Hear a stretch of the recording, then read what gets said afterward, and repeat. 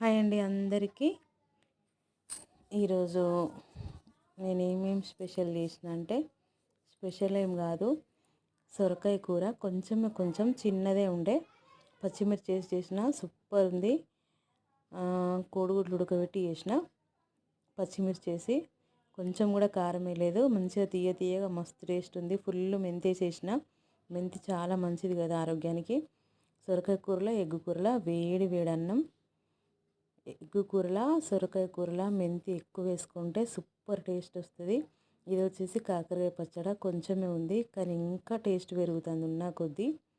పండుమిర్చిల పచ్చడి అయిపోయింది. మొన్ననే కొంచెం అంత కొనుక్కొచ్చిన మా సారు 30 రూపాయలది. వేడి తగ్గడానికి ఎగ్గు కూర వేడి చేస్తుంది కదా, అందుకని సొరకాయ కూర. ఇంకొకటి చల్ల. మా వంటలు ఫస్ట్ టైం చూస్తున్న వాళ్ళు నా ఛానల్ సబ్స్క్రైబ్ చేసి లైక్